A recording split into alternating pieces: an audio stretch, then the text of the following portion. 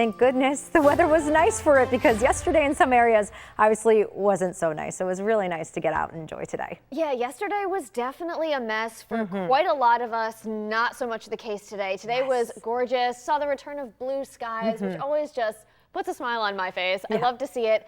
And we should be seeing that again tomorrow. I first want to start with the temperature story, because it has been quite a warm July. You notice 13 out of our past 19 days have been above average with respect to temperatures.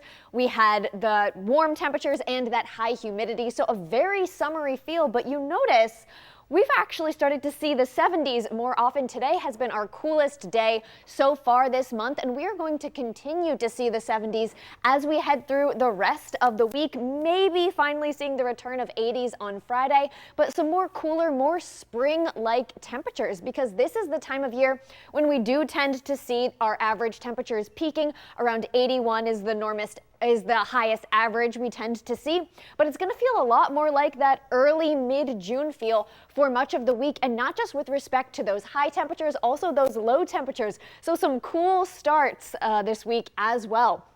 And part of that is because of this dip that we do see in the jet stream that is helping some cooler, drier air filter into our area, but it has also helped improve our air quality. A lot of that wildfire smoke tends to follow the jet stream, and with that dip, you see the air quality in our area has actually improved quite a bit. A lot of us are in that good, and if not the good, it is the moderate, which is much better for any kind of outdoor activities you have.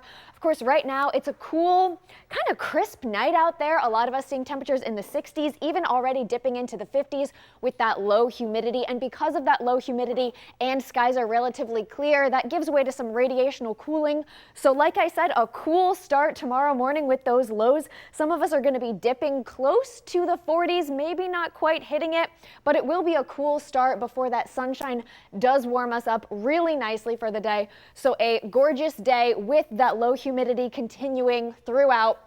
We'll start Tuesday with that low humidity as well, but it is not going to stay that way. Those dew points are going to spike into the 60s, and that is out ahead of a front that is coming through that is going to bring the return of some showers and storms to our area. So high pressure's in control right now.